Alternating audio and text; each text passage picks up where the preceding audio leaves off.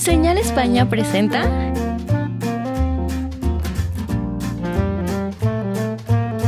amenas pláticas de arte,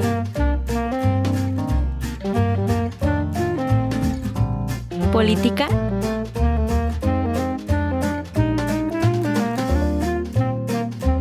y cultura general.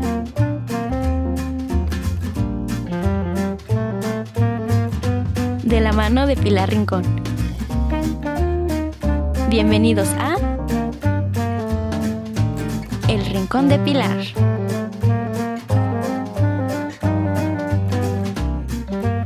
Amigos, buenas tardes. Gracias por permitirme estar en sus hogares y gracias a un gran amigo personal, y sé que es amigo de todos ustedes, más allá de que lo conozcan personalmente o no, el conocerlo a través de nuestras cámaras, yo creo que lo hace ser afín a ustedes, familiar a ustedes y amigo de todos ustedes. Gracias. Padre Marco Cárdenas, gracias por una vez más estar aquí.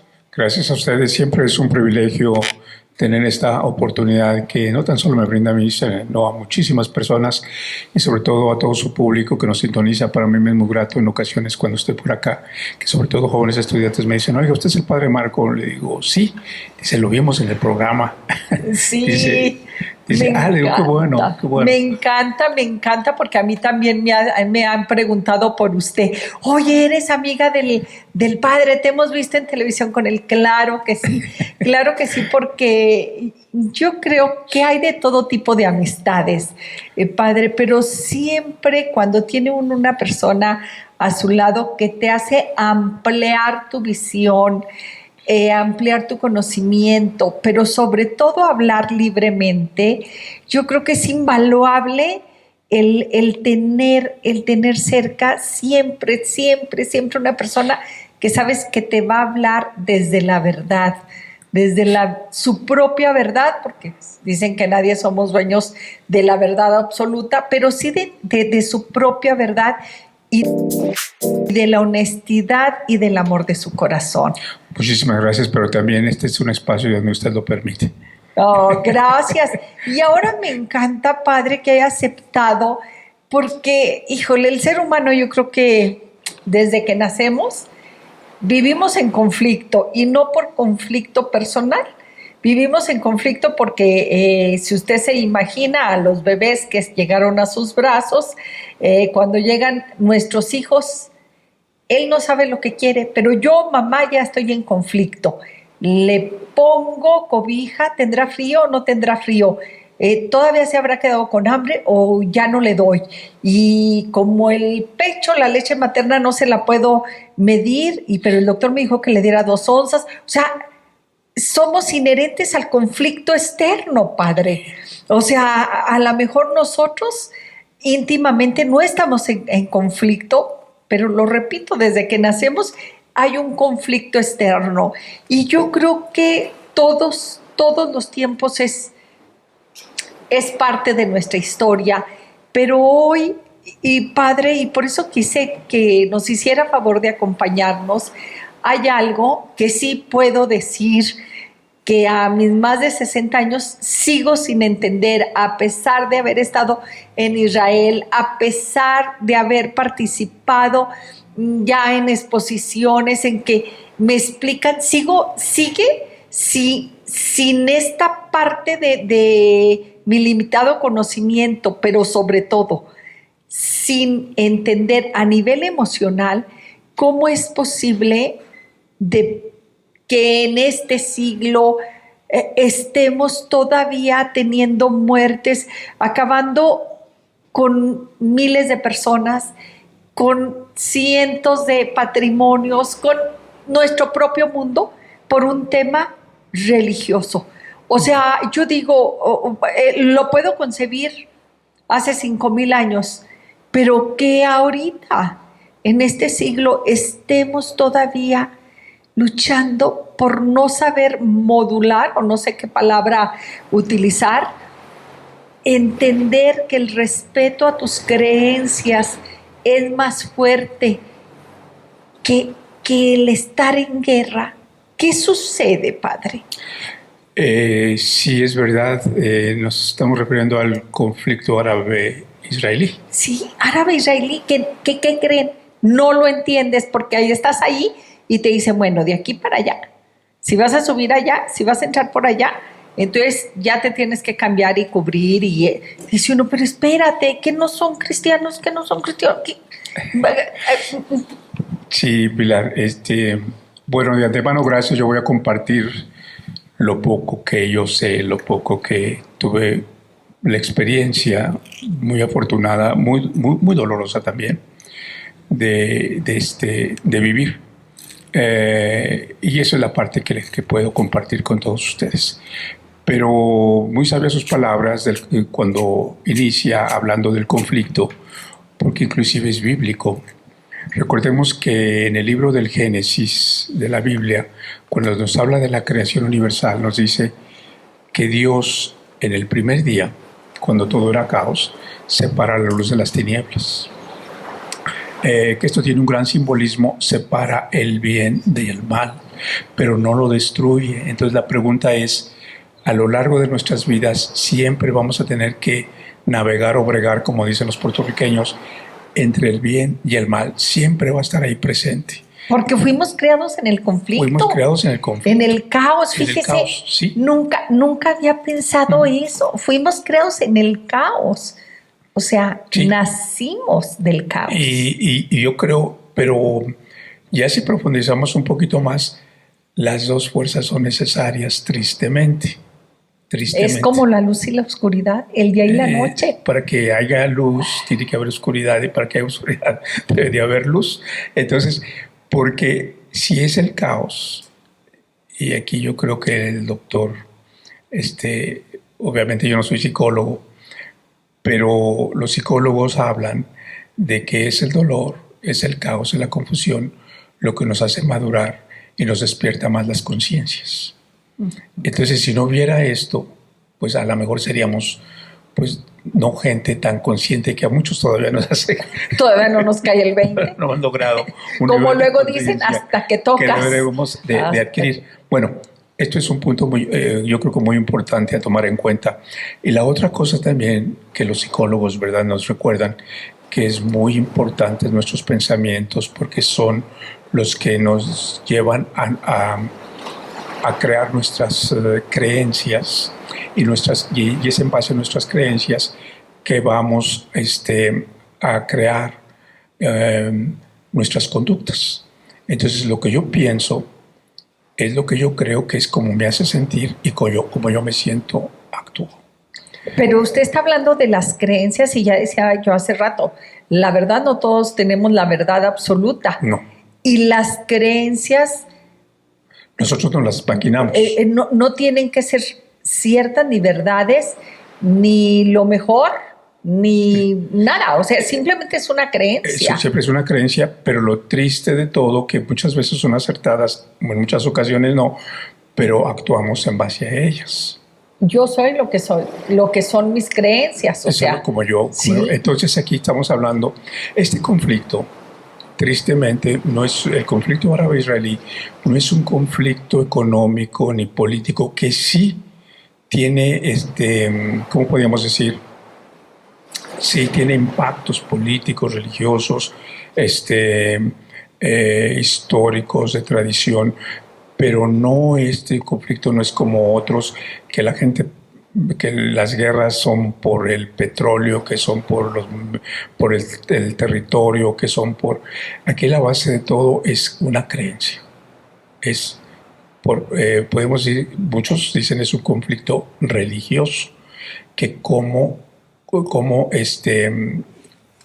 resuelvo yo esto que es sagrado para ti y para mí, pero todo lo quiero todo yo, y el otro no, me pertenece más a mí que a ti.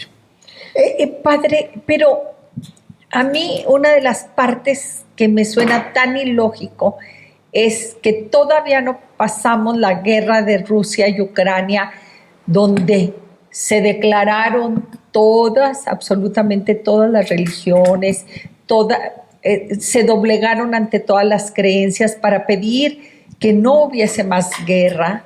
donde a través de la ONU hubo 20,000 manifestaciones de todo tipo, de todo el mundo, decir, no queremos más guerras. O sea, sin importar el por qué o para qué, no queremos más guerra. Y lo salimos con algo como la religión. Sí, es que, como ustedes saben, una cosa es decir las cosas y otra cosa es hacerlas. Y con mucha frecuencia decimos cosas que no hacemos. Pero permítanme iniciar leyendo esta creencia bíblica que es la base de los judíos ultraderechistas, pues obviamente que pelean en este conflicto.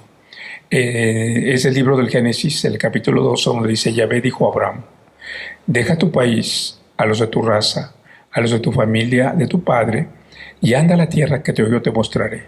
Haré de ti una gran nación y te bendeciré. Voy a engrandecer tu nombre y tú serás una bendición. Bendeciré a quienes te bendigan y maldiciré a quienes te maldigan. En ti serán bendecidas todas las razas de la tierra. Entonces, ¿quién era Abraham? Abraham era un patriarca. Recordemos que en esa parte del mundo que conocemos actualmente como el Medio Oriente, es un terreno desértico. Obviamente por la tierra no son agricultores, son pastores, seminómadas, y aquellos caminaban, buscaban los pastos para sus rebaños. Entonces permanecían una temporada en un lugar y luego se iban. Y siempre andan en busca de una mejor tierra. Estamos hablando aquí que esto sucede aproximadamente hace 5,000 años. Entonces, Abraham va a ser en la religión judaica, después en el cristianismo y en el islam, es el padre de la fe. Él obviamente va a obedecer a Dios y se va a ir en busca de la tierra prometida. Esa tierra prometida es lo que actualmente, que ellos le llamaban Canaán, y es lo que es actualmente el Estado de Israel. Él toma sus pertenencias, toma su esposa y se va en busca de esta tierra prometida. Pero pasa algo muy interesante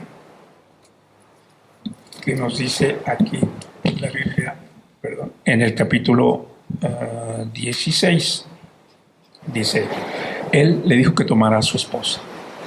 Sarai se llamaba su esposa, dice, y no le había dado hijos, pero tenía una esclava egipcia que se llamaba Agar.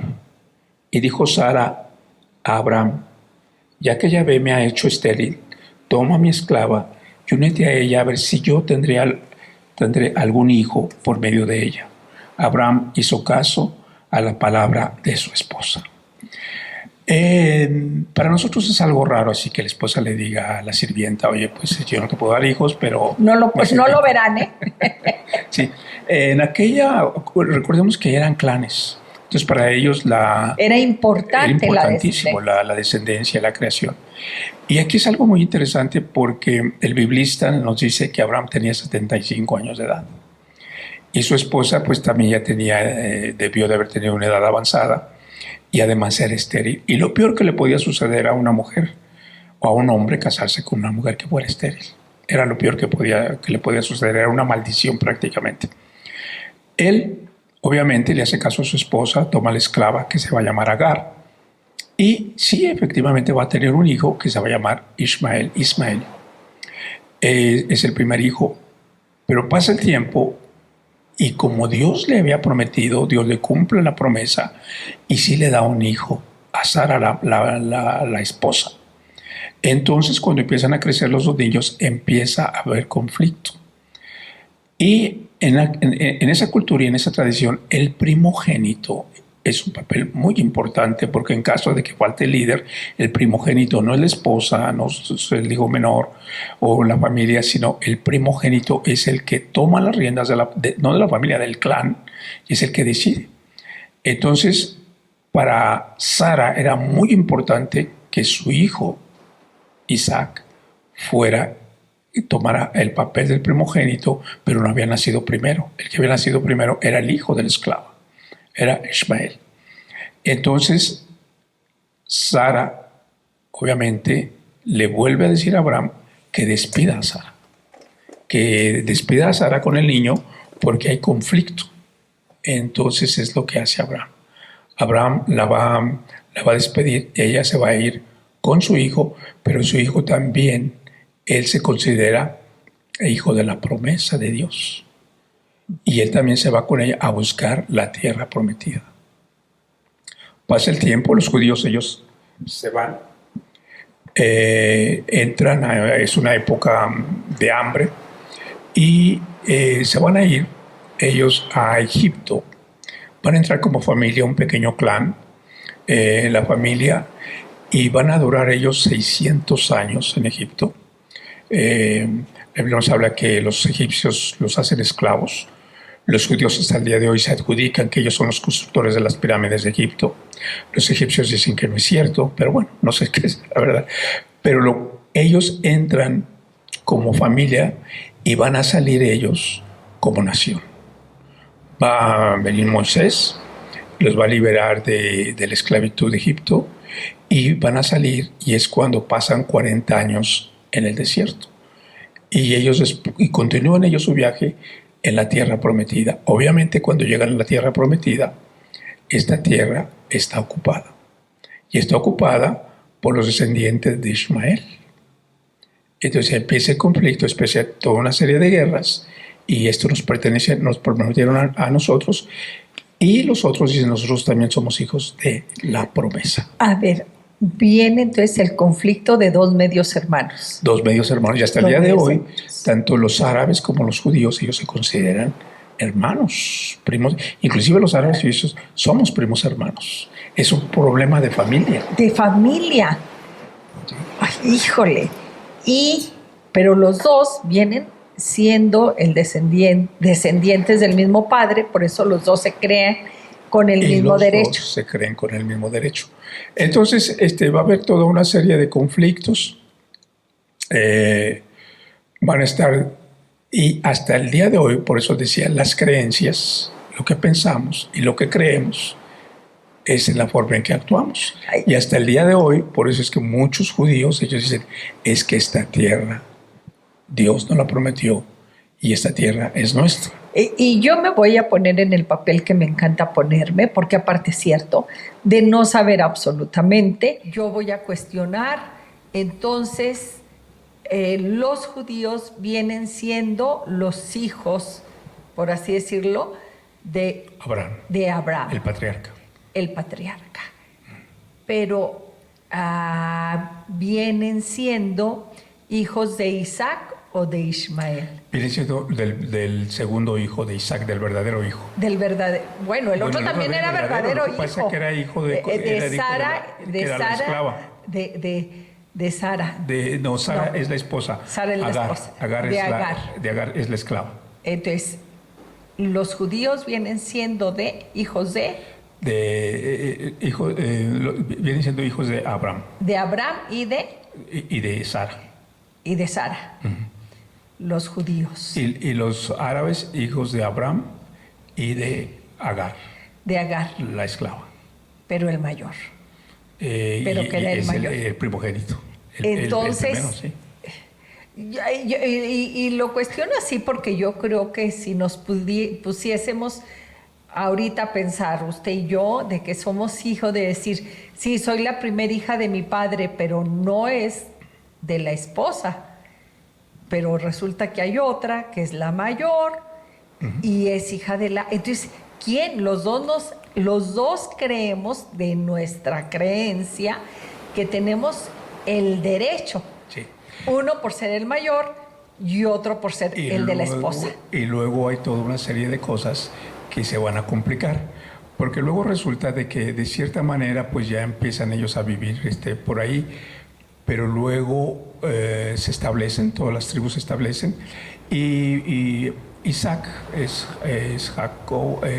Isaac, Abraham luego su primer hijo, el hijo que él tiene con su esposa se llama Isaac, el que tuvo con esclavas se llama Ismael. Isaac obviamente va a tener un hijo que se llama Jacob.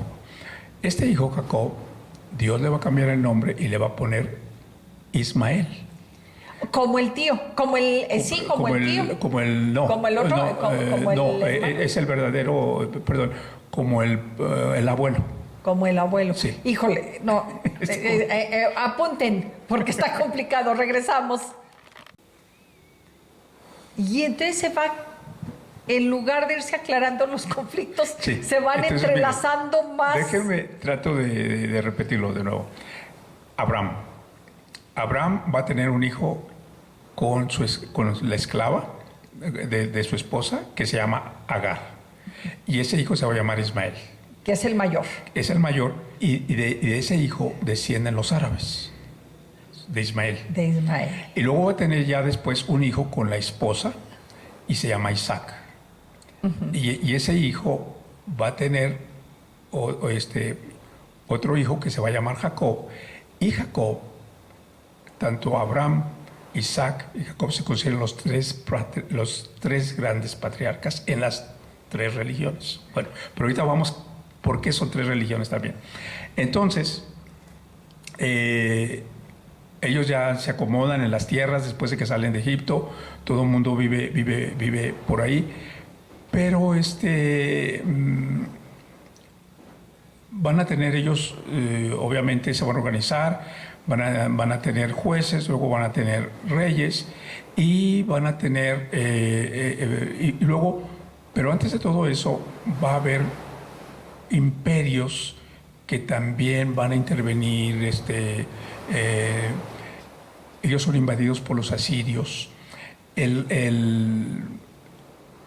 que está muy complicada la cosa.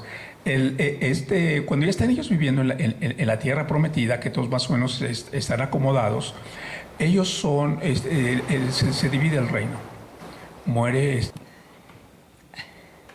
Y padre, realmente esto es complicado, sí. Pero estábamos en que ya son descendientes, ya han pasado siglos. Sí, entonces ya están todos establecidos en Canaán. Una vez que están establecidos todos en Canaán, muere uno de los reyes, entonces el reino se va a dividir en dos. Los dos hijos no están de acuerdo, dividen en la parte del norte. Le van a llamar Israel, y en la parte del sur le van a llamar Judea. Entonces está dividido el reino. En el reino del norte van a vivir 10 tribus. Para esto Jacob va a tener 12 hijos, y estos 12 hijos, los descendientes, van a ser las 12 tribus de Israel, de los descendientes de Jacob. Entonces estas 12 tribus, cuando ya está todo más o menos, están establecidos en Canaán. Y viven ahí las 12 tribus. El reino se divide en el reino del sur y en el reino del norte. En el reino del norte van a vivir 10 tribus, y en la parte, en Judea, en el reino del sur, van a vivir 2 tribus. Con el tiempo, el imperio de Asiria va a invadir el reino del norte y se lleva a las 10 tribus al exilio. Era también algo muy común. Cuando un imperio invadía las tierras, para que no evitarse levantamientos y protestas y cosas por el estilo, se llevaba a los líderes, especialmente a los artesanos, a la gente, a los trabajadores que tenían oficios, se los llevaban al exilio. Y traían gente contraria a los enemigos para que ocuparan esas tierras. Era una forma de poder controlar mejor a las tierras sometidas. Se llevan a estas 10 tribus, se las llevan a Asiria, y estas 10 tribus desaparecen. No van a regresar nunca más a esas tierras. Se cree que aquellos que pudieron regresar, regresan, pero no al reino del norte, sino regresan al reino del sur. En el sur se van a quedar 2 tribus. Me parece que 500 años después, el imperio de Babilonia, primero fueron los asirios, después el imperio babilónico viene, invade el reino del sur y también se vuelve a llevar a las tribus, a las dos que restaban. A las dos que quedaban. Se las lleva al exilio y van a permanecer en el exilio cerca de 80 años. O sea, ellos sí regresan. Y hay un rey persa, un rey. Bueno, entonces los babilonios son invadidos por el imperio persa. Y el imperio persa, Ciro, les permite a esas tribus regresar. No todos regresan. Algunos de ellos regresan. Y cuando fueron invadidos por los babilonios, el templo fue destruido. El templo que había construido el rey Salomón. Sí, tuvieron estos reyes, Saúl, David y Salomón. Y Salomón es el que había construido el templo. Está destruido y ellos vuelven a reconstruir el segundo templo, lo que llaman el segundo templo. Bueno, pasa el tiempo y lo interesante de todo que las 10 tribus, no hay que perder en cuenta que ya nunca regresan, están dispersos y por eso hasta el día de hoy se llaman las 10 tribus perdidas de Israel. Los demás están ahí. Va a pasar el tiempo y obviamente pasan toda una serie de cosas y todos vamos a ir hasta otros imperios también los invaden. Alejandro Magno, por ejemplo, también llega a Alejandro Magno. Después de Alejandro Magno van a llegar los romanos.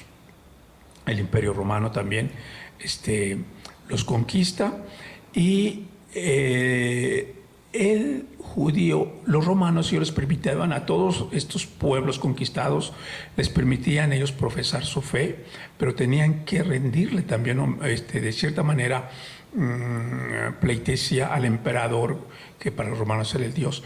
Los judíos siempre se negaron a ello, se negaban a pagar los impuestos, y va a ser en esa época donde van a ser también nuestro Señor Jesucristo.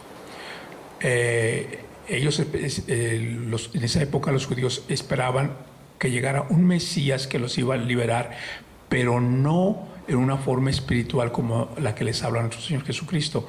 Ellos esperaban un Mesías que los iba a liberar políticamente del Imperio Romano. Y que los llevara seguramente a alguna guerra para liberarlos. Exactamente. Entonces, nuestro Señor Jesucristo les habla les habla de amor, les habla de justicia, les habla de paz, y por eso es que constantemente está diciendo, mi reino no es de este mundo.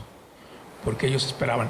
La otra cosa era que era común en aquella época que aparecieran este tipo de rabinos, este tipo de predicadores, este tipo de líderes, ¿sí? Regularmente todos los que aparecían eran políticos. Aquí la diferencia con nuestro Señor Jesucristo es que es más bien un líder espiritual. Él manda a la gente de cierta manera a lograr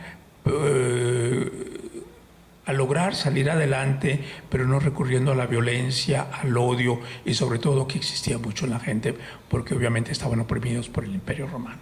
Y quizá por eso también tuvo tanto auge, porque no tenía ningún interés ni político ni económico. Nuestro Señor Jesucristo. Sí. Sí, no. Él no buscaba por ejemplo, una senaduría o nada. Sí, no buscaba ni nada. Político ni económico. No.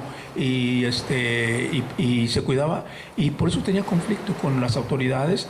Nuestro Señor Jesucristo tuvo conflicto con su familia, tuvo conflicto con las autoridades religiosas y con el poder político, tuvo conflicto con todo el mundo. Por eso fue que lo crucificaron. Lo consideraban más que nada el sistema como un disidente político. Era como lo consideraban. Por eso es que en ciertos evangelios, cuando nos habla y dice, si te dan una bofetada en la mejilla, pon la otra. O sea, ¿de qué está hablando? A lo que se refiere a él, a los romanos nunca les vamos a ganar. Entonces no se pongan no pierdas tu vida. No, exactamente, no se arriesguen. Si ya les dieron un golpe, mejor quédense donde están y no busquen más, porque les va a ir peor. De cierta manera hay una implicación, y hay que entender obviamente los contextos. Luego después pues él es crucificado, él es crucificado, y en el año 300 aproximadamente, el emperador Constantino se convierte al catolicismo. Esto es en Roma, y él va a cambiar la capital del Imperio Romano a lo que es actualmente Estambul, en Turquía. Pero su mamá, Santa Elena, ella visita Tierra Santa, y como se habían convertido todavía no era el catolicismo, no existía todavía el catolicismo, perdón. Nuestro Señor Jesucristo no funda una iglesia. Él no crea y dice, esta va a ser la iglesia católica. Él no funda nada de eso. Ni idea, y todavía inclusive la palabra católico no existe, ni tampoco la palabra cristiano. Nuestro Señor Jesucristo lo que va a tener es un grupo de interlocutores que se van a convertir en sus seguidores y van a formar un movimiento. Este movimiento... ¿Que vienen haciendo con los apóstoles? Sí, son los apóstoles, sus seguidores, la gente que lo escuchó, que estuvo cerca de él.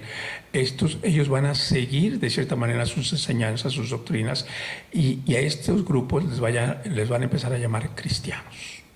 Porque seguían a Cristo. Porque seguían a Cristo, exactamente. Allí les van a empezar a llamar cristianos. Este grupo de cristianos va a tener muchos problemas al inicio, porque eso es una secta, van a ser acusados. Ellos se reúnen para celebrar lo que podríamos decir la Eucaristía, partir el pan, como les debe, hagan esto en memoria mía que les había indicado. Y obviamente van a ser percibidos como asesinos que matan niños, que se los comen, que toman sangre, y van a ser inclusive martirizados. De ahí los primeros mártires, que se habla de los mártires de la fe. Bueno, pasa el tiempo, pasan 3 siglos. Después de 3 siglos, se convierte a estas creencias. Santa Elena, la madre del emperador Constantino, visita los lugares santos, y entonces ella trata de identificar los lugares donde estuvo nuestro Señor Jesucristo. Entonces ella, ¿verdad?, va a ordenar la construcción de la primera iglesia, que es la iglesia del Santo Sepulcro. En ese lugar donde fue nuestro Señor Jesucristo crucificado y sepultado. Pero estamos hablando 300 años ya después. De la muerte de Cristo. De la muerte de Cristo. O del nacimiento de Cristo. Entonces, y hay otros lugares que ya va a empezar a identificar, y estos se van a volver centros religiosos muy significativos para los cristianos, para los católicos, que vamos a ser los católicos. A ver, porque este conflicto ya lo tuve allá cuando estuve allá en Israel. Sí. Que se dice, efectivamente, estuve en la iglesia donde está el Santo Sepulcro, pero después resulta que te llevan a otro lugar donde está también, pareciese ser que era otro santo, o era el Santo Sepulcro. Y ¿No será de la Anunciación de la Virgen? No, que hay 2. No. Pues, okay. Que está precisamente, parece el Calvario, porque hay una calavera en ese cerro, y sí, hay una cueva. El caso es que yo digo, bueno, ¿por qué hay tanta confusión en esto? Me dijeron, es que fue Santa Elena la que determinó que en este lugar, o sea, volvemos a la verdad y a las creencias, ¿sí? Lo que es una realidad es que estás en el Santo Sepulcro, yo lo digo y lo voy a sostener siempre. Dices tú, más allá de todo esto, de las creencias, se siente ahí toda la fuerza, la energía, la energía, la fuerza de la energía que está ahí, ¿verdad?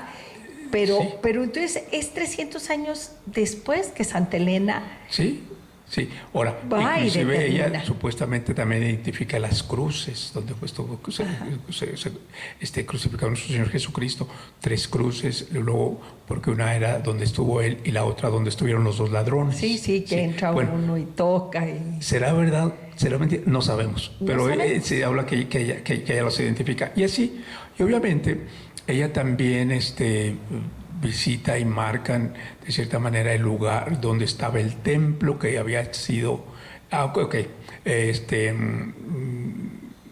el templo, donde obviamente nuestro Señor Jesucristo echó a los mercaderes del templo y donde se sentaba a predicar también cuando iba a Jerusalén. Bueno, todo eso marca. Y entonces ahí, pero luego empiezan ya después viene otro imperio más, el imperio bizantino. Luego después del bizantino van a llegar los musulmanes en el año 600. Pero en este ínter se va convirtiendo en un centro especial y muy fuerte, muy importante para la fe. Y el cristianismo. Para el judaísmo y el cristianismo. Ahí ya nomás vamos 12. Dos. Sí. Pero luego después, 600 años después, esto es 300, en el año 300 años después, que es en el año 600, van a llegar los musulmanes. Mahoma en el año 600, en Mahoma, él en Medina, en Arabia, él tiene estas visiones de que el ángel Gabriel a él le dictan prácticamente el Corán, y obviamente eso da pauta al nacimiento de una nueva religión y se expande. 900 años. 600. 600, pero sí. Ya han pasado 300, o sea, ya son 900 años después de que nació Jesucristo. Sí. Ellos llegan. Llega Mahoma. Se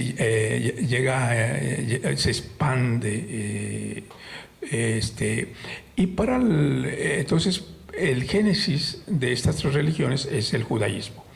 Luego del judaísmo,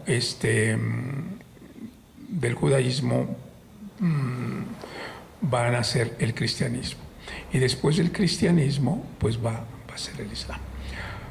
Para el islam también es muy, muy importante, porque Abraham es el padre de la fe también para ellos. O sea, es que todos venimos de donde mismo.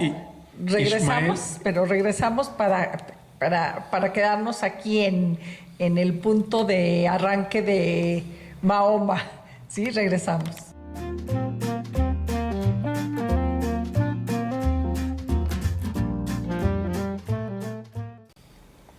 Padre, y estamos entonces que era el judaísmo, el cristianismo, 300 años después el cristianismo, y luego 600 años después va a llegar Mahoma. El Islam. Sí, el Islam. Y entonces ellos, ¿verdad? Mucho del Islam, pues obviamente su génesis o su origen es en el judaísmo y es en el catolicismo. Ellos consideran a nuestro Señor Jesucristo no un Mesías, no Dios, pero sí un profeta. A la Virgen María la consideran el ejemplo de la mujer pura, y está escrito en el Corán. Y obviamente muchos de los lugares, y se habla en el Corán de que Mahoma va a hacer un viaje nocturno y él va a venir, y además ellos reclaman mucho porque ellos se consideran descendientes de Ismael, los árabes. Entonces, para ellos hay un lugar donde, no sé si recuerden, cuando nuestro Señor Jesucristo, para probar la fe de Abraham, le ordena que sacrifique a su hijo. Y está la piedra en lo que es actualmente el domo de la roca, esa piedra donde hace alusión a este sacrificio. Para los judíos y los cristianos decimos que ese hijo es Isaac, fue Isaac, el segundo. El segundo. Sí. Para los musulmanes ellos no dicen que fue Isaac, ellos dicen que fue Ismael, el primero. Entonces, ¿qué le pedía? Pero sí. El simbolismo para los judíos y los católicos es muy importante, y para los musulmanes pues igual.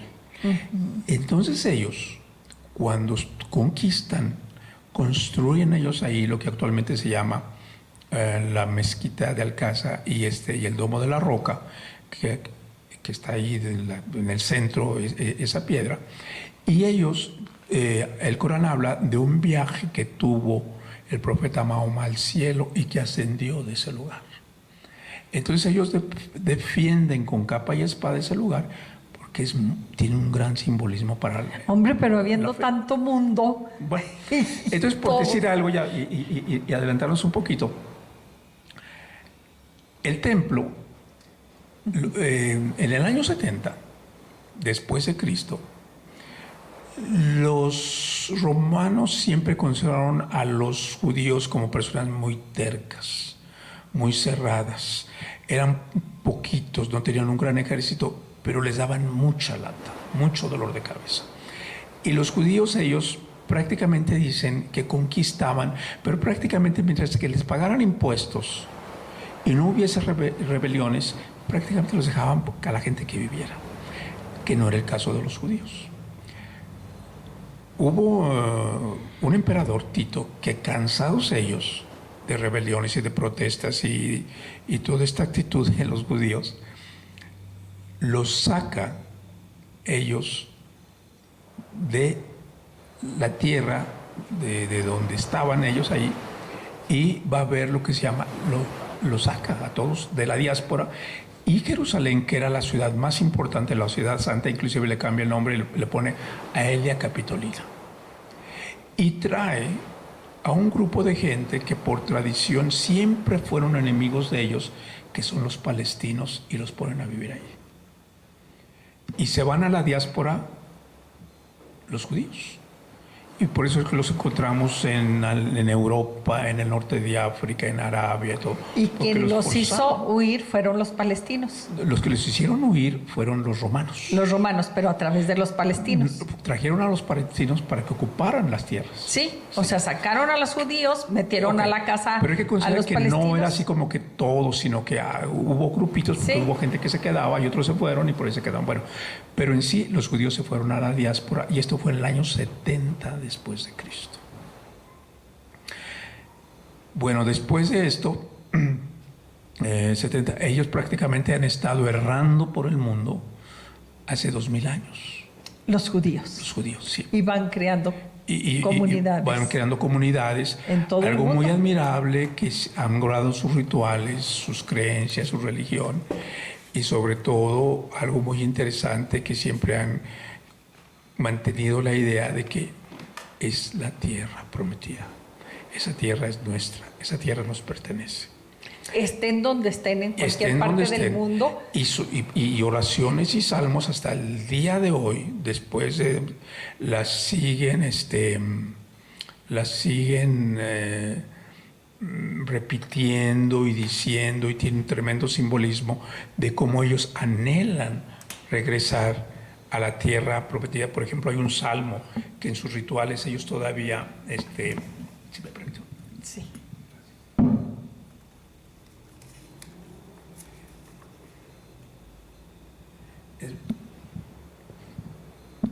Es muy interesante, por ejemplo, este salmo, ese Salmo 137, y dice: al borde de los canales de Babilonia nos sentábamos y llorábamos.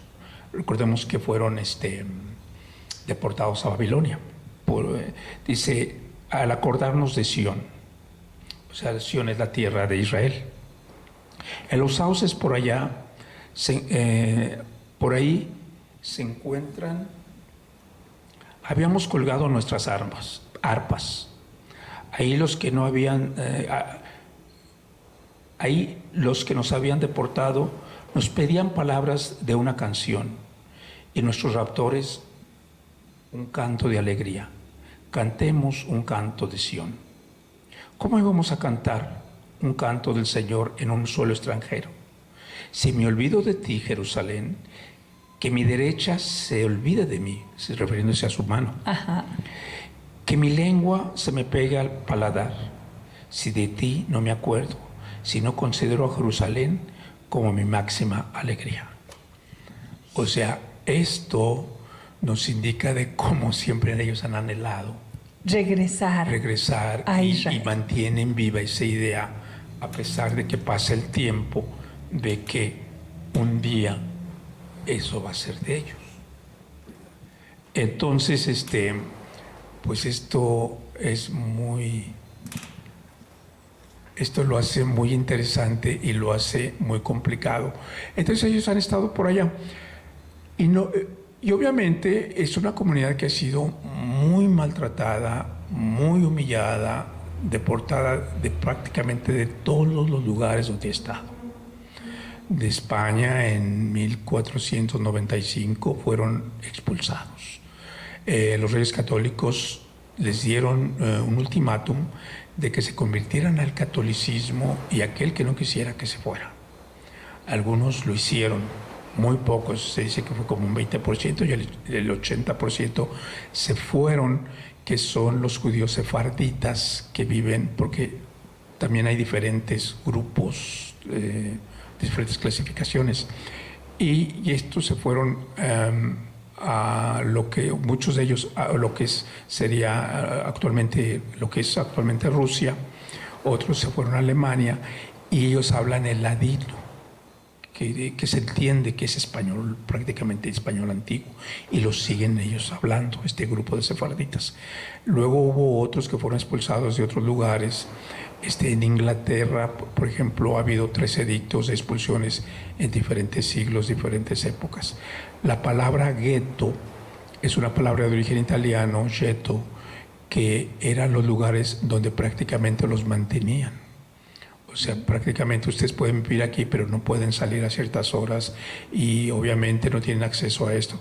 Muchos lugares vivieron sin tener acceso a transportación pública, por ejemplo. Y aún así siguen sobreviviendo, sí es de admirarse. Lo admirable de su religión, sus costumbres, su lengua, sus rituales. ¿Sí? Son muy nacionalistas. Esto yo creo que tiene sus pros, tiene sus contras.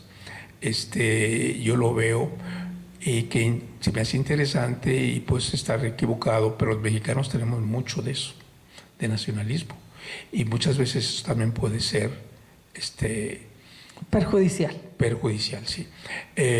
Yo he ido en varias ocasiones con grupos de México americanos, de Estados Unidos a Israel, y no sé si usted tuvo la experiencia de estar en el Mar Muerto, no, en el lago de Galilea. Sí.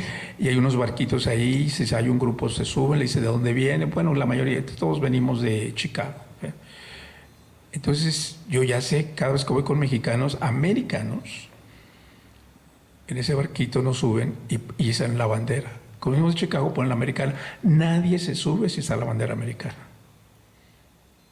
Tienen que poner la bandera mexicana para poderse subir. Y así tenemos muchas cosas los mexicanos, que a veces digo, esto es bueno, pero también puede ser muy peligroso. Sí. ¿Sí? Claro. Sí. Y Cris, oye, ¿qué hago en México? En México, cuando vayas tú a México, yo me menciono, oye, ¿qué hay que hacer en México? ¿Y qué no hay que hacer en México? Digo, en México hay 3 cosas que no hables. Nunca hables de la mamá, de la Virgen de Guadalupe, ni de México. Sí. O sea, nunca hables de esas cosas. Nunca se las rayes. Sí. Sí, me explico. Los extremos siempre son malos. Sí, claro, sí. Somos nacionalistas. Muy nacionalistas. Sí. Nuestra cultura es muy fuerte, que yo creo que hay que estar consciente de ello. Obviamente que es muy bonito, pero como todo, la virtud radica en el término medio de las cosas. Pero, padre, después de este recuento que nos da, entonces, ¿por qué hay guerra? Okay. ¿Por qué hay guerra? Entonces, pero vamos para ahí. Pero vamos, todavía estamos en el camino. Sí, entonces menciono de que obviamente ellos han sido perseguidos, han sido y siempre anhelando, pero nunca... Los judíos. Pero nunca ha sido cuestión así de que ya nos vamos. En 1987, me parece, hay un periodista de origen austriaco, sí, es de Austria, vive en Austria, judío, Viena, y él es periodista y él surge la idea de regresar a Sion, y empieza con esta idea y la va maquinando y empieza esa idea, regresemos a la tierra de nuestros antepasados, y eso se convierte en un movimiento, y esto es lo que llaman el sionismo, y esto empieza a despertar obviamente una inquietud, y esta inquietud es, de cierta manera, le es muy grata al barón de Rothschild, que obviamente pues es un millonario, ellos son millonarios, como ustedes saben, y tiene todos los fondos, tiene todos los medios, tiene todos los nexos, y él se comunica con el ministro de Relaciones británico porque luego después, ya que pasa toda esa cosa, obviamente estamos corriendo en el tiempo, van a llegar los imperios colonialistas, están los otomanos, Francia e Inglaterra le hacen la guerra a los otomanos pierden, y entonces esas tierras se las dividen los franceses y los ingleses. Y ellos la dividen, y mucho del conflicto actual es por esa división que hicieron los franceses y los ingleses. Y entonces este varón le escribe al ministro de Relaciones Exteriores de la Corona Británica y le da la idea, y él le dice que sí, que regresen, pero empieza a haber un conflicto después, porque empieza a ir la gente desde antes de la Segunda Guerra Mundial. Empiezan a ir pues grandes grupos a todo el mundo y se empieza a saturar, porque el Estado de Israel es muy pequeño, no es muy grande. Entonces empieza ya a haber protestas, y entonces surge el problema de la Segunda Guerra Mundial. Obviamente ese doloroso evento del Holocausto, 6 millones de judíos que son incinerados en hornos por los nazis, y esto obviamente impulsa más esa idea de regresar. Se les prohíbe regresar los ingleses, después los judíos, empieza como una especie de guerra contra los ingleses por medio de actos terroristas. Los actos terroristas inicialmente los inician los judíos. Entonces ellos empiezan, y entonces los ingleses dicen, saben que se constituye lo que sería la ONU, y se empieza a manejar la idea de 2 estados. Los ingleses encuentran muy complicado el asunto, porque empiezan los árabes también a intervenir, y le dejan todo, por así decir, el problema a la ONU. Nosotros nos retiramos, ustedes tómenlo en sus manos, y la ONU empieza con la idea de una partición. Dividen el país en 2, pero no es así como que de aquí para acá ustedes, sino que los territorios donde viven más palestinos, obviamente eso va a ser palestino.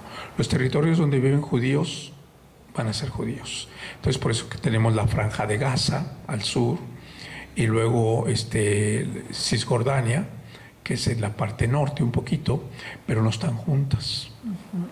Entonces hay ciudades por el norte, por ejemplo Galilea, Jericó, esas ciudades son palestinas, son árabes, y cuando se hace la partición, los judíos, la población es menos numerosa y les dan más tierra, y a los árabes o los palestinos, que son más, les dan menos tierra, y ya desde ahí empieza el conflicto.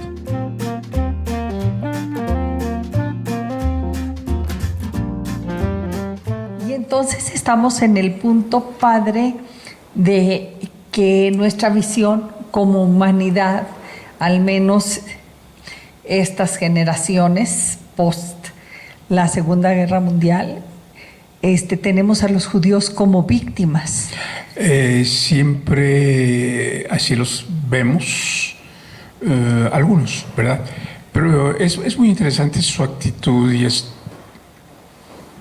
tema de muchísima reflexión. ¿Por qué no es guerra, ni tampoco ya es un conflicto, es un genocidio? Porque las tierras que actualmente tienen, que es la banda de Gaza, o la Franja de Gaza, y la parte de Cisjordania, prácticamente los han recluido, y yo me atrevería a decir que son las prisiones más grandes del mundo. La banda de Gaza es una extensión de 80 kilómetros de largo por 10 kilómetros de ancho, y tiene recluidas a 2,5 millones de personas. Entonces, prácticamente les construyeron muros de 8 metros de altura, electrificados, con sensores, unos increíbles. que en estos el expresidente Donald Trump se inspiró para construir su muro que él tanto quiere construir entre México y Estados Unidos. No hay fuentes de trabajo en esta área. Los palestinos tienen que salir, pasar lo que le llaman los checkpoints, y les van a permitir pasar de acuerdo al estado de ánimo del guardia que esté allí. Si el guardia les dice que no, entonces no los deja pasar. Algunas veces para regresar a casa, después de 8 o 9 horas de una jornada de trabajo, porque salen del área para trabajar en el resto del Estado de Israel. Los hacen esperar 7, 8 horas a veces. La energía eléctrica se la suministran ellos, se la regulan ellos. Algunas veces les otorgan electricidad 3 horas, 4 horas al día, según el agua igual, el internet. Eso es lo que está pasando ahorita. Siempre ha pasado. Ah, siempre ha pasado. Sí, siempre ha pasado. Desde aquí, sí, esto no es nuevo. Siempre ha pasado esto. Sí. Y luego, no tienen policía, ellos no tienen un ejército, ellos no tienen armamento. Entonces no es una guerra, porque ellos ni tienen armamento, ni tienen policía, ni tienen el equipo, ni tienen guardias. No tienen ellos absolutamente. Las armas que utilizaron se las han facilitado Irán. Irán es el que está apoyando este grupo Hamas. Entonces, entre los palestinos ha surgido ciertos grupos, yo diría grupos de liberación, que han surgido para responder a las humillaciones y a los ataques de los judíos.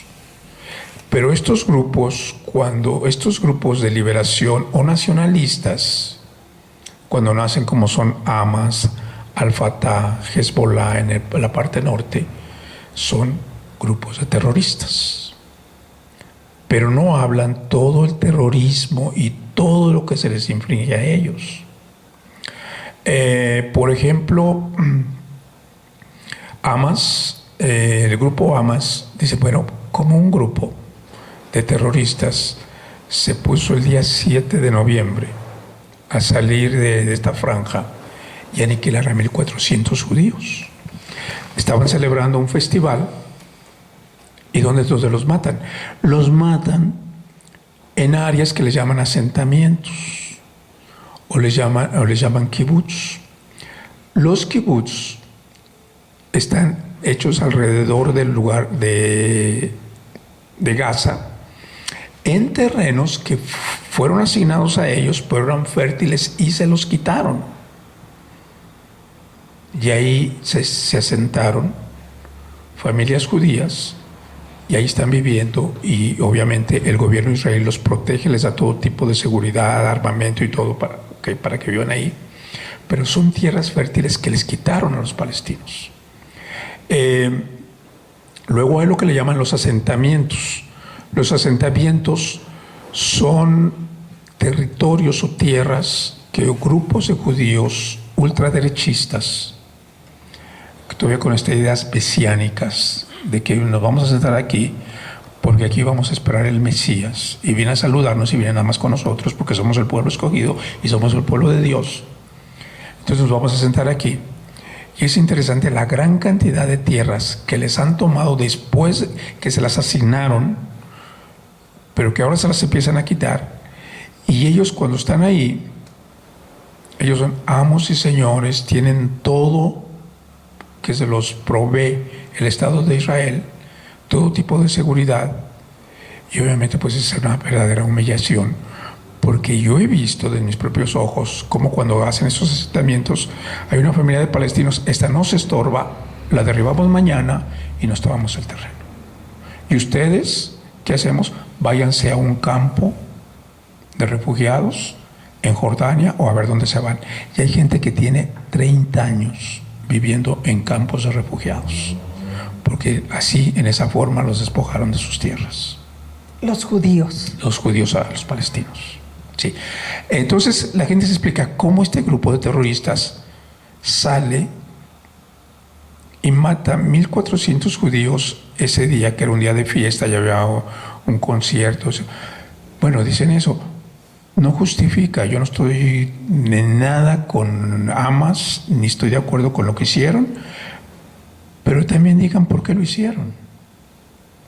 No hablan de que un camión judío en la explanada del Domo de la Roca, ese lugar que hablamos que es muy simbólico y que está bajo administración palestina o de lo árabe, estaban un grupo de 70 mujeres celebrando, estaban en oración ellas en ese lugar.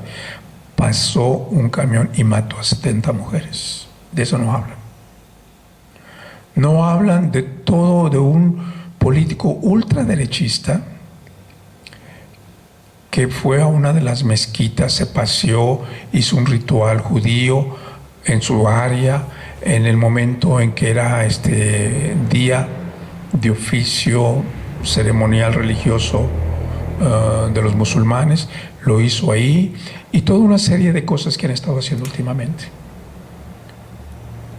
que son casos aislados, pero hubo 3 eventos que hirieron de una forma muy especial la sensibilidad y obviamente no tan solo a los palestinos y a los musulmanes que viven, sino del mundo.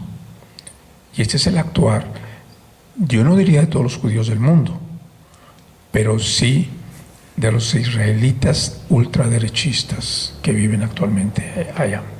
Porque también no hay que confundir los judíos. Hay muchos judíos que obviamente viven en todo el mundo y el Estado de Israel no les va ni les viene.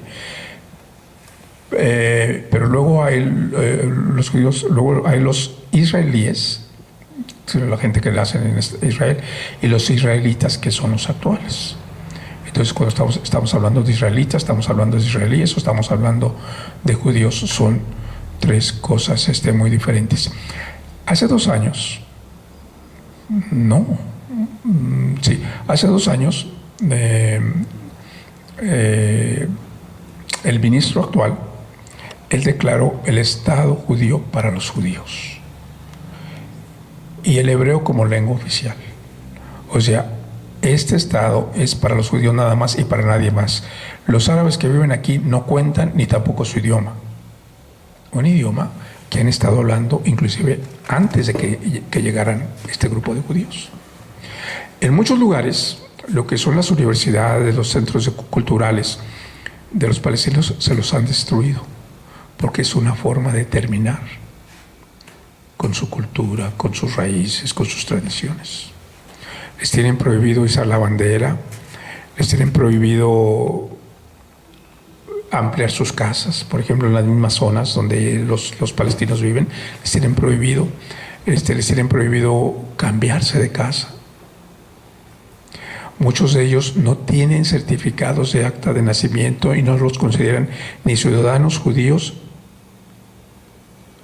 ni ciudadanos palestinos. Pero esto pareciese que de religioso se convirtió a político y que las decisiones han sido más políticas, claro, quizá escudándose en la religión. Sí. Y seguramente, a lo mejor usted lo sabe y nosotros no, debe de haber hasta un sentido económico. Definitivamente. Por ejemplo, hablan que ahora ellos, para entrar a sus áreas, hay cientos de lo que llaman checkpoints, donde los checan, toda esa cosa, y que eso se ha convertido en toda una industria por el dinero que genera, por la inversión, por los empleos que eso genera, y que ahí inclusive hay la otra cosa también, que todo este conflicto lo inicia el primer ministro, ¿cómo se llama? Se me fue el nombre actual. De este señor Netanyahu. Él, 3 semanas antes de que iniciara el conflicto, iba a ir a la cárcel, él y su esposa, por corrupción. Y es un político recalcitrante que ha estado ya 3 veces en el poder, termina y luego regresa y lo vuelven a elegir. Un tipo ultraderechista. Hace 2 semanas dio un discurso que realmente da miedo escucharlo, porque en la Biblia hay un libro donde el profeta Samuel les dice a un grupo de judíos de estas tribus que están ahí luchando por la tierra prometida, les dice: luchen, no tengan misericordia de ellos, ni de sus hijos, ni de los bebés que están amamantando. Y eso está en la Biblia. Y les dice: acuérdense que en nuestra Biblia y el profeta Samuel, que es judío, nos dijo: no debemos de tener misericordia. Señores, por favor, esto necesita interpretación. Padre, y más allá, porque esto qué tristeza te da, porque lo estoy escuchando y digo, espérate, pero eso está sucediendo ahorita. Está sucediendo. O sucedió antes, o en qué parte de la historia lo coloco.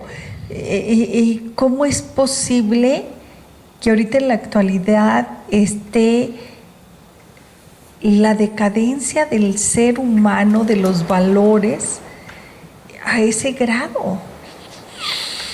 El día de ayer, Noam Chomsky, que él es judío y está viviendo actualmente en Israel, hoy norteamericano, él decía: me da mucha tristeza que la humanidad estamos perdiendo la capacidad de la misericordia y de la empatía. Dice, y esto es a nivel mundial. Ya no tenemos empatía, ya no tenemos misericordia, y esto cómo nos deshumaniza. Sí, es como si me estuviese narrando una película de terror, de ciencia ficción, más que de terror, de ciencia ficción, de decir, no, espérate, ¿cómo están viviendo en esas circunstancias? Y vemos las imágenes que no queremos ver en las noticias y en la televisión, y estos niños que fueron también muertos por una bomba, o sea, tantas cosas que yo ya no sé de qué lado estoy, o sea, ni siquiera entiendo, no sé quién tiene la razón. Ha habido muchos conflictos, ha habido muchas guerras, pero siempre las pérdidas humanas, siempre, por ejemplo, en una guerra, conflicto israelí contra los palestinos, hay 100 pérdidas de judíos por 1000 pérdidas de palestinos. El día de hoy las cifras murieron. Al inicio de este conflicto se les acusa al grupo de Hamas haber aniquilado, asesinado a 1.400 judíos y obviamente 290 secuestrados, que parece que los tienen en secuestro, y ahorita hablamos, si gusta, de por qué los secuestran y dónde los tienen. Pero ahorita van 13.000 muertos palestinos. O sea, el precio que ellos pagan es 10 veces más. Es 10 veces más. 10 veces. Y de eso no se habla. Esas cifras no se mencionan. Sí. Realmente, y qué bueno que estamos hablando, platicando, por algo lo invitamos. Gracias. Porque de veras, o sea, si en la banqueta me hubiese preguntado, yo hubiera dicho, no, pues es que los terroristas, el Hamas y que... O sea, ¿por qué? Porque es lo que recibimos en la fuente más inmediata, que es la televisión, que son las noticias, y que son cosas tan tristes que ni siquiera queremos escarbar más, porque precisamente nos amparamos en el desconocimiento de todo esto que usted nos vino narrando, histórico, y que nuestra capacidad de entendimiento no nos da como para visualizar ahorita que esté pasando esto. Cuando venimos, ya no digo de la otra guerra de Rusia y de Ucrania, cuando venimos de pasar de un encierro de casi 3 años, de un COVID, de estarnos lamentando, de estar...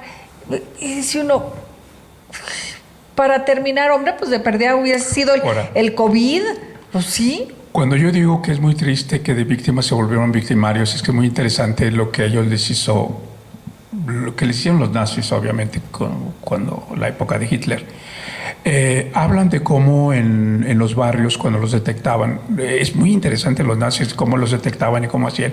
Los nazis iban a las escuelas y checaban a los niños. Y los niños que estaban circuncidados sabían que venían de familia judía y era como iban a las casas de las familias. Lo seguían. La Gestapo era muy interesante.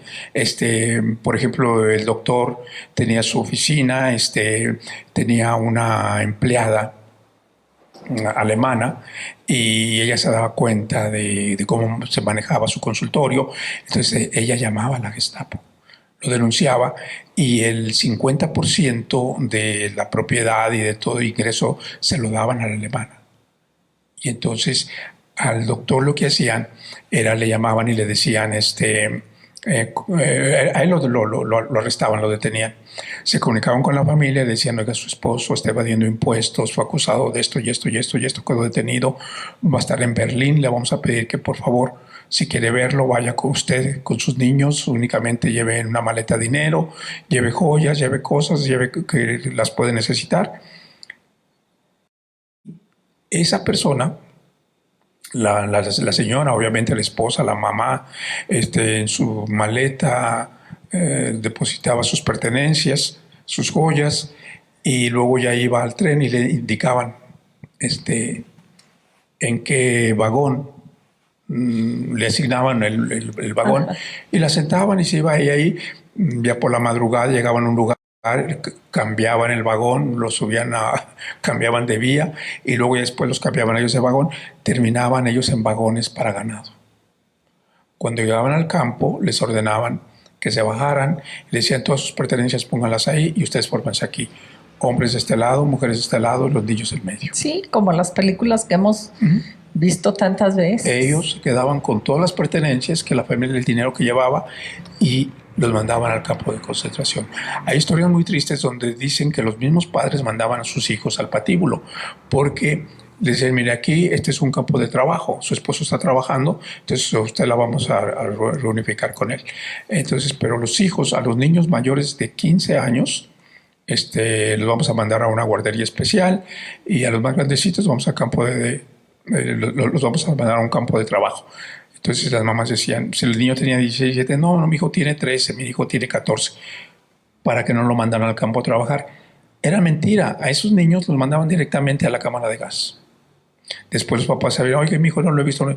Decía, lo que te contaron fue mentira, no está en un campo para niños, ya lo mandaron al campo de concentración. Era lo que hacían. Es inhumano todo lo que hicieron. Ahora, lo que es interesante es de cómo estos métodos, de una forma muy sutil, los han repetido. Los han repetido y nos resistimos. ¿Regresamos? Y padre, esto se queda como impronta en los judíos. Sí. Perdón, entonces, a lo que yo me refiero, y luego muchos de ellos les tatuaban la estrella de David. Entonces, cuando vivían en un bar, una calle, pues tenían la estrella de David. Esto quería decir que no tenían acceso, por ejemplo, a ciertos lugares, a comprar ciertas mercancías, cosas por el estilo. Actualmente en Israel no les ponen esta estrella a los palestinos, pero los que manejan les dan una placa especial, con un número especial. Entonces la policía, los guardias, todo el mundo cuando los ven su carro, los paran, les cobran multas. Están haciendo exactamente lo mismo que los alemanes hicieron con ellos. Y los identifica por la placa. Y tristemente le decía que esto se queda como impronta porque no son las generaciones. No. O sea, a los judíos que están haciendo esto, eso les hicieron a vendrían siendo como los bisabuelos.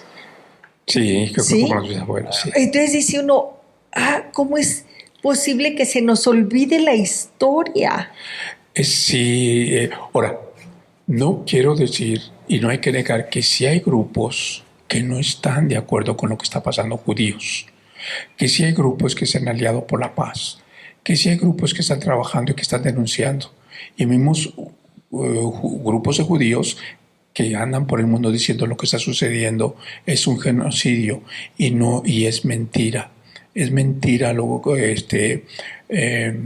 por ejemplo, lo que es mentira que los terroristas les hicieron esto, hicieron aquello, o cometieron tantos asesinatos, dicen, no, las cifras están infladas. No es así.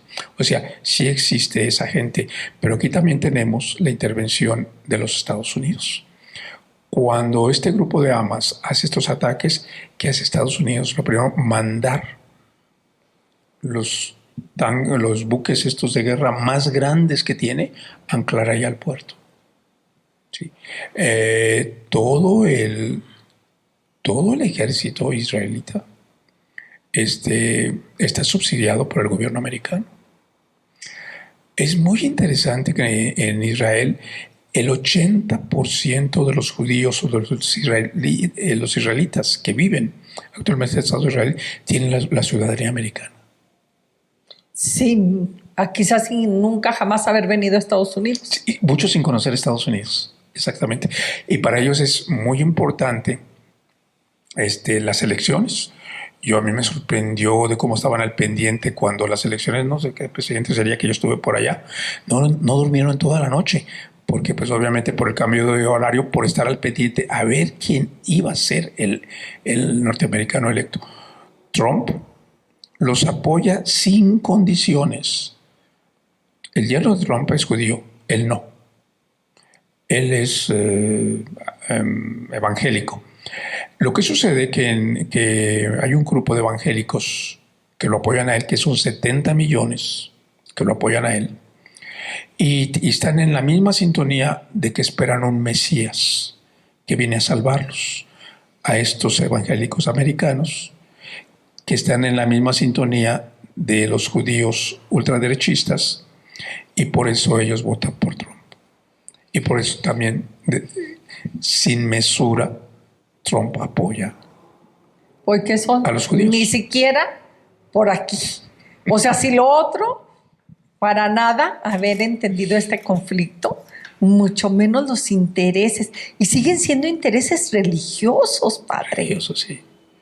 Es que es increíble, digo yo, el Dios que fuera, que está en los cielos, en el que crean, diría jamás esto.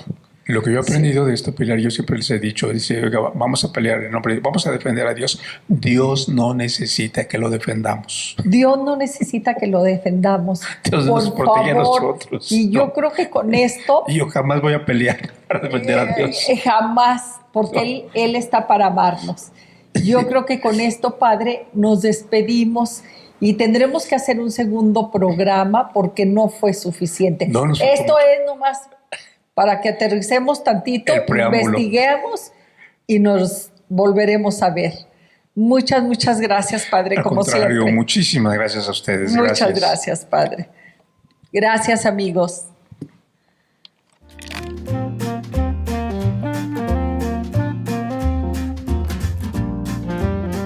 Amigos, estamos con el Padre Marco Cárdenas hablando del conflicto que hay ahorita en Israel, en esta parte que creo que a toda la humanidad nos duele más que si fuese en cualquier otro lugar, porque de alguna manera, espiritualmente, todas las religiones estamos conectadas ahí.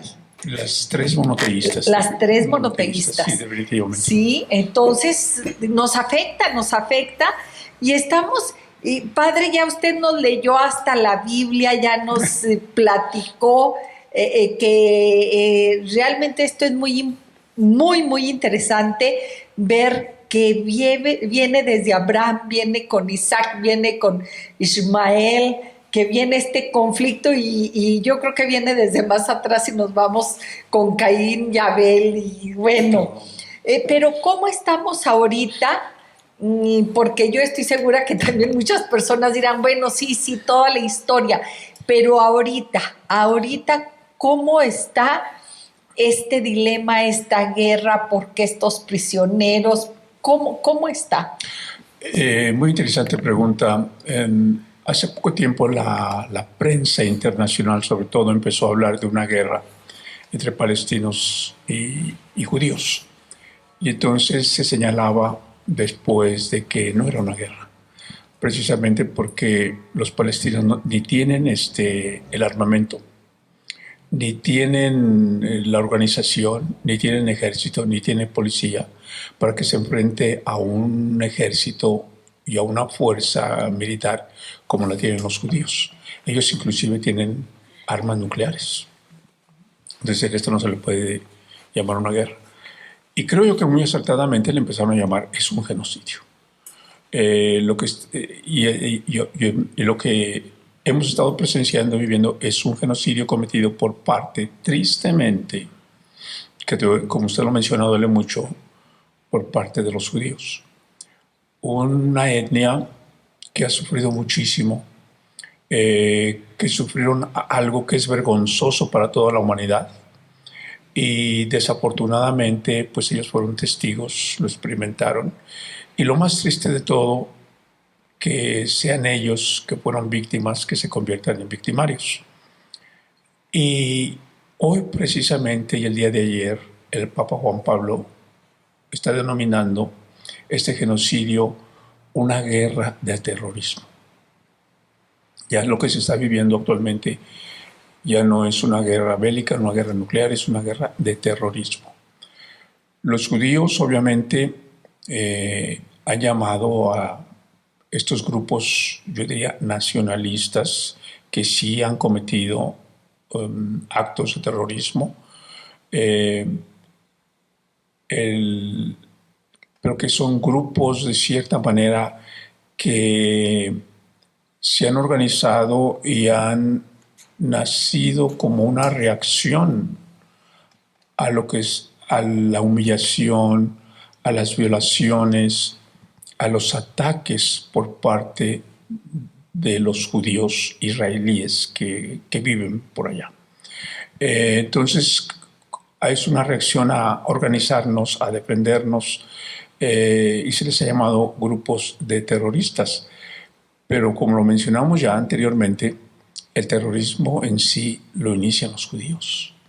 Y lo inician ellos cuando, como en 1948, antes del 48, que se declara el Estado de Israel como tal, cuando estas partes geográficas están en manos de los ingleses, y los ingleses obviamente no quieren detener la migración que está llegando después de la guerra, y también antes de la guerra. Entonces empiezan los judíos, estos sionistas que tienen esa idea de regreso a Israel, a cometer actos de terrorismo contra los ingleses. Y después, obviamente, los ingleses dicen, pues, como Pilato, yo me lavo las manos, y ahí se quedan con su conflicto y con su problema, y se lo deja a la recién creada ONU. ¿A dónde va a parar todo esto? Pues, no lo sabemos. Yo creo que no hay. La idea a mí se me hace muy triste porque usted mencionaba que va a haber una tregua de 5 días que empieza el jueves a las 10 de la mañana, pero ellos van un día anterior. Entonces quiere decir que esto debe de empezar hoy. Va a ser únicamente por 4 días. Y esto se va a hacer a cambio de rehenes por ambas partes, de los judíos y también por los palestinos. Me parece que los palestinos tienen entre 50 y 60 rehenes, todos son mujeres y niños, y los judíos tienen más de 100 palestinos. Entonces, en las dos partes hay. O sea, ¿y va a haber intercambio? Y va a haber un intercambio, sí. Y parece que Hamas va a estar entregando a 10 rehenes por día durante estos 4 o 5 días. No saben cómo van a responder y cómo van a entregar todavía los judíos a los palestinos. Y eso se va a hacer por medio de Egipto. Y que están mediando esta tregua son los egipcios y los cataríes, Qatar, que es donde está ahorita la sede y el representante diplomático de Hamas, en Qatar. Padre, si en un pleito de familia, en nuestros hijos, nuestros hermanos, cuando se pelean y que supuestamente sabemos perfectamente las dos partes, es muy complicado darle la razón a alguna de las partes. Ahora al mundo externo, y digo externo porque a usted le tocó vivir allá y yo quiero que nos platique esa experiencia. Realmente solo nos basamos en lo que llega a nosotros y sabemos perfectamente que no nos llega toda la verdad ni todos los hechos. No, desafortunadamente, en general en esta parte del mundo, como que esas partes del mundo no son mucho de nuestro interés, en primer lugar. Enseguida, la prensa que tenemos no está muy bien informada de los pormenores, y además que es un conflicto muy difícil de entender porque hay muchas implicaciones religiosas, políticas, históricas, muchos intereses. O sea, hay un poquito de todo. Entonces, cuando la prensa nos informa algo, es algo muy banal, muy superficial, y que no tiene mucho sentido para nosotros. Acá es una guerra más, una de tantas que siempre han tenido. Una de tantas que siempre ha tenido. De hecho, cuando uno está en Israel por todos esos afortunados recorridos, siempre está ahí latente que en cualquier momento puede caer una bomba. No sé si ustedes recuerdan ir a algunas ciudades o lugares, visitar, ir al supermercado y ver a todo el mundo con un arma, ver a todo el mundo con un rifle, y eso pues es muy, muy incómodo, muy estresante para aquellas personas que no están acostumbrados. O en muchos lugares ver hombres y mujeres jóvenes portando armas. Portando armas, los judíos. No armas así como que ocultas, no. Armas largas, como armas dirían, largas. Sí, y en cualquier lugar y sí te intimidan pero ves que la población está muy, muy, muy acostumbrada a eso, pero sí, yo recuerdo cuando estuvimos por ahí, bueno, y que incluso nos dijeron de ahí mismo del hotel donde estaba cerca un búnker y todo esto, que no tuviéramos miedo, pero sí hay dejo de miedo, y si no llega el miedo, sí de precaución. Sí, es estresante, sobre todo cuando no se está acostumbrado a este tipo de situaciones. La gente allá, de cierta manera, ha aprendido a sobrevivir, pero sí la gente sabe que en cualquier momento sí las utilizan. Sí las utilizan ellos.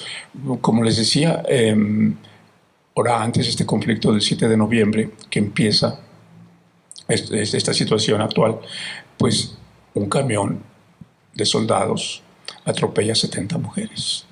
Y no lo puede uno creer, dice uno, como un camión, digo, ni que estuvieran formaditas así como cerillitos, ¿verdad? Y te van a atropellar, pero esa es una realidad y fue algo que no fue accidental, sino fríamente calculado. Aquí en México todavía vemos un tránsito, vemos a un agente de la policía que tiene una pistola, pero no nos imaginamos que la voy a utilizar. Sí, pero en Israel no se duda. No. En Israel no hay duda de que en cualquier momento sí lo va a utilizar. El hecho de a veces tomarles una fotografía puede ser que saque su pistola y dispare. Padre, y usted decía hace rato, esto es histórico, quizá también por eso a veces decimos, porque siempre ha existido. ¿Cuál fue su experiencia o estos temores que usted vivió durante su estancia allá? Yo tuve la oportunidad cuando fui seminarista en el seminario en Chicago. Anualmente llevaban a un grupo de seminaristas y de sacerdotes de entre 40 y 50 a estudiar arqueología bíblica y obviamente conocer los lugares y tener una experiencia que ellos llamaban una experiencia bíblica cultural. Cuando nosotros en 1987, cuando vamos a partir de Chicago a Israel, empieza lo que llamaron ellos la intifada, que significa levantamiento. Antifada. Vamos, no vamos, se cancela. Entonces, este movimiento, alguien decía, esto es algo temporal, algo que no va a durar mucho tiempo, entonces no hay necesidad de cancelar el programa, pues hay que ir. Nosotros nos fuimos y cuando llegamos allá, pues obviamente sí, era impresionante la cantidad de seguridad, la situación, muchísimo, casi todo el comercio de los palestinos cerrados, las tiendas, pero por parte de ellos la única actividad que existía era prácticamente en las ciudades y los pueblos de los judíos. Nosotros nos hospedaron en un convento de unas religiosas italianas, que ellas obviamente hacían su ministerio por allá, y allí estuvimos un tiempo, pero luego fue bombardeado. El convento en el que usted estaba. Sí, sí. Lo que sucedió que nosotros supimos que iban a bombardear esa área. Regularmente los bombardeos los hacían en la madrugada. Entonces nos dijeron que iban a bombardear esa área y todos sí lo tomamos muy en serio, nos salimos y sí, efectivamente bombardearon. ¿Y a dónde se salieron? A la calle, a donde usted puede, a donde... O sea, dice uno sí a la calle, pero pues en la calle, digo, lo único usted que... se va, se retira y dicen, hay que retirarse de un radio de 15 kilómetros, un radio de 10 kilómetros. Y a correr. Y a correr, usted se va. Se lleva su mochila, se lleva lo que puede o... Lo que puede cargar. Que le recomiendan que no se lleve nada. Sus papeles, sí. Nada más, su pasaporte. Ser, si los tiene, si es que los trae consigo y bueno, si no, córrale, porque la vida es lo que va a cuidar. Sucedió eso y después del bombardeo, pues obviamente había sido destruido el lugar donde estábamos. Nos tuvieron que reubicar donde se podía. Con una familia, en alguna iglesia, unos fueron con sacerdotes ortodoxos, donde podíamos. Y la cuestión era, yo creo que hay que regresar a Chicago. Sí, se canceló el programa. ¿Usted dónde le dan albergue? Yo yo conocí a una familia palestina precisamente. Y había conocido durante el tiempecito que de mi llegada al bombardeo, había tenido la oportunidad de conocer una familia palestina. Y entonces ellos me dijeron, ven para acá. Y me permitieron, yo me fui y estuve con ellos. Eran obviamente el matrimonio y tenían 3 hijos, 2 hombres y una mujer.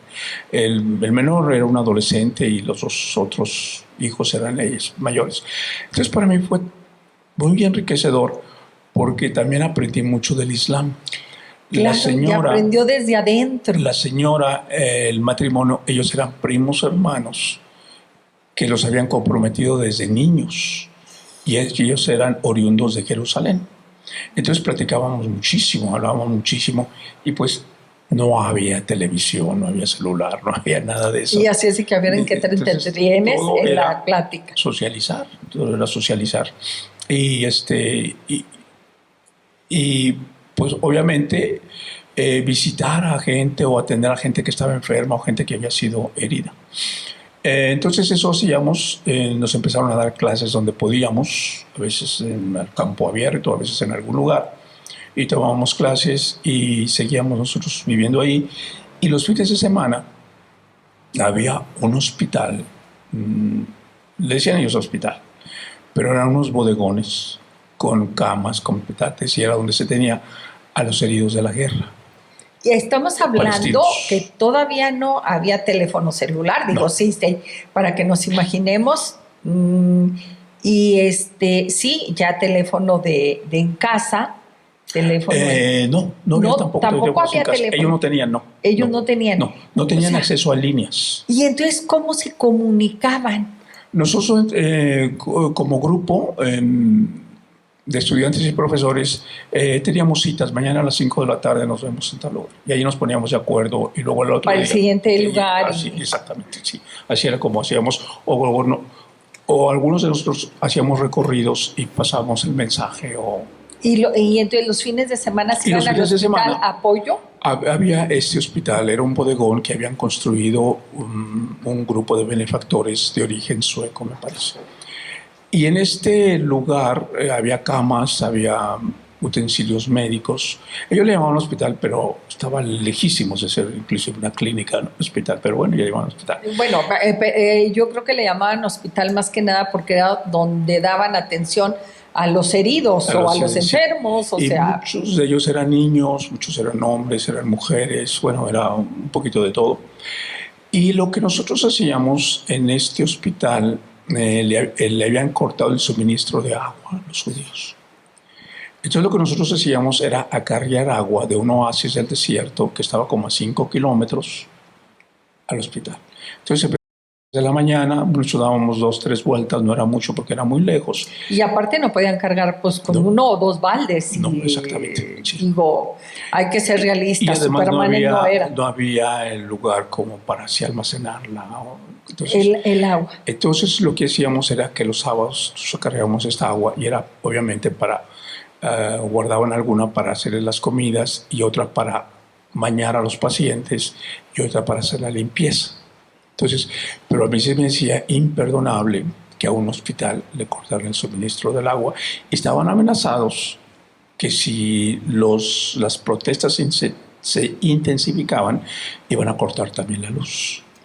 Y esto era Esto era en Betania, que era en Betania. Que era en la parte de Cisjordania, la parte que había asignado a los judíos. A los palestinos. A los palestinos, sí. Perdón. O sea, y era entre los dos mismos que está ahorita el pleito. Exacto, sí. O sea, entre los judíos israelitas y los palestinos. Sí, los palestinos. Oiga, padre. Palestinos y árabes es lo mismo. Y digo, como luego por ahí dice mi nieta, sin ofender, ¿usted hubiese podido pasar por un palestino? Yo lo usaba. Es interesante cómo aprende uno a sobrevivir. Lo usaba, qué padre. Lo usaba. Lo que sucedió conmigo era que yo era el único latino en este grupo de seminaristas y sacerdotes católicos que íbamos. Yo era el único moreno. Entonces ellos se confundían mucho porque decían, este palestino, ¿qué anda haciendo con ellos? Los mismos palestinos y los mismos judíos. Entonces, para los judíos, pues yo era palestino. Y para los palestinos, yo era uno de ellos. Entonces, sí, cuando me veían en el hospital, sí, entra tú, pero que yo no entre, o cosas por el estilo. Esto me sirvió mucho para entender a mí las humillaciones y las vejaciones gratuitas que sin merecerlas, ellos tenían que sufrirlas. Por ejemplo, yo nunca fui ahora ya, pero después de ese tiempo, nunca me dejaron entrar a Jerusalén. Nunca me dejaron acceder a los mercados judíos o a las tiendas judías. O sea, realmente sí. Lo veían como un palestino. Sí. Híjole. A mí, cuando yo caminaba por un camino, por ejemplo, iba caminando a mis clases o cosas por el estilo, si una patrulla o un jeep de soldados judíos se bajaban y me apuntaban. Y apuntándome serían a mí, me preguntaban qué estaba haciendo por ahí. Yo les decía, bueno, yo salí porque voy a clases, yo soy extranjero, no soy y entonces, obviamente ya se convencían, pero eso era una especie de acoso, es una especie de acoso que tienen que sufrir diario y solo tenían que sufrir los trabajadores o cuando se aventuraban ellos a transitar por ciertas áreas que les tenían semi prohibidas. Y aún así, usted no pudo entrar a ciertas áreas. No, aún por así, ejemplo, teniendo su identificación y todo, no lo dejaron entrar al mercado. No, porque ellos ni siquiera lo dejan a uno remarse. O sea, yo nunca vi el Muro de los Lamentos, por ejemplo. Ay, ¿de veras? No, nunca. Ahora ya lo vi. Sí, obvio. Y ahora, pero en ese momento... No. Yo ir a Jerusalén, no me permitían la entrada a Jerusalén, no. Al mercado, al Muro de los Lamentos, a todo lo todo recorrido. O sea, yo era los que iba a acercar y antes de acercarme me empezaban los soldados a apuntar. Sí. Y ya te vas entre todos los demás. De que vete, sí. Entonces, eso fue para mí. Y luego la otra cosa también era de que cuando la Intifada fue este movimiento de jovencitos, prácticamente de niños, y se enfrentaban, había levantamientos, pero llegaba el ejército, empezaron a utilizar lo que le llaman balas de salva o de qué algo sería. Así que duele pero no mata, algo así. No mata, pero cómo duele.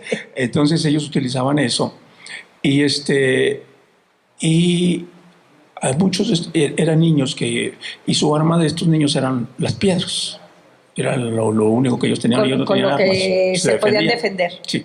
Entonces, a muchos de ellos los arrestaban.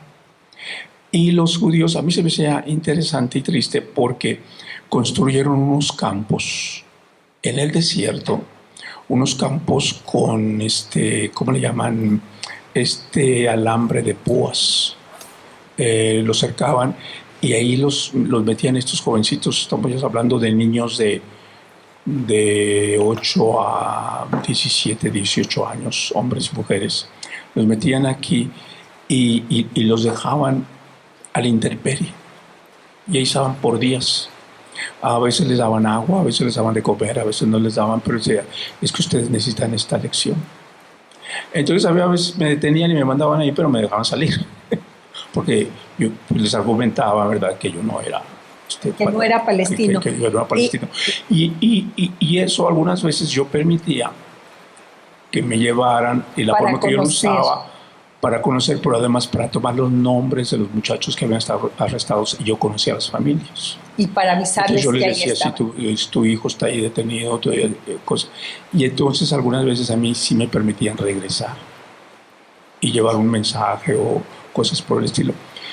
Después, un día, yo estaba en Jerusalén y iba caminando y se arribaron dos judíos y me hablaron en hebreo. Y yo les dije, pues yo no hablo hebreo. Y me dice, ¿por qué no hablas hebreo? Le digo, porque yo no soy judío. Dice, parece que eres de Eilat. Eilat es al sur de Israel. Qué sé yo, es como un puerto. Y a mí me sorprendió mucho que me confundieran con un judío. Y entonces yo pregunté, dije, mira, estos señores me confundieron con un judío, me están preguntando que si soy de Eilat. Dice, es que en Eilat hay muchos etiopíes que han llegado, dice, y también muchos judíos, y son morenos. Híjole. Entonces...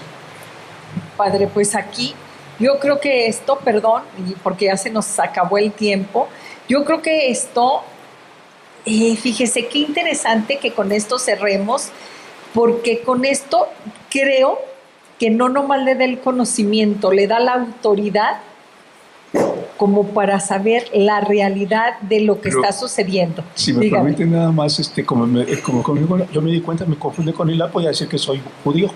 Entonces yo me compré una yarmulke. Entonces cuando yo me compré la yarmulke, yo lo usaba para entrar a todas partes. Entonces me decía, no, yo soy judío. Y aprendí a saludar y decir buenos días en hebreo, shalom y cosas por el estilo. Pues es judío, yo no era judío. Pues tampoco palestino. Entonces, tampoco palestino. Entonces a lo que me refiero cuando digo, yo lo usé. Y Padre, gracias por su testimonio, porque esto es muy interesante y seguramente, porque ¿qué creen? Vamos a grabar otro programa, seguramente volverá a salir el tema, pero gracias por su testimonio, porque creo que ahorita, hoy, tiene un valor muy, muy importante el conocer a alguien que realmente, como dice usted, sufrió en carne propia el ser asediado por el pueblo judío israelita. Sí. Así es de que no podemos hablar ni tomar partido porque no estamos allá. No me siento víctima, pero creo que fue una oportunidad y una experiencia. Claro, fue una experiencia y hay golpes que se pone uno para que le dé la vida como para saber qué se siente. Amigos, muchísimas gracias. Señal España presenta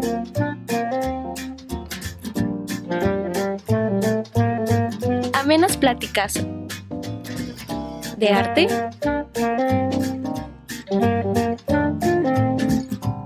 política,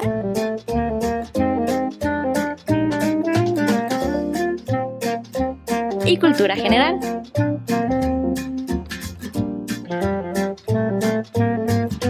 De la mano de Pilar Rincón. Bienvenidos a El Rincón de Pilar.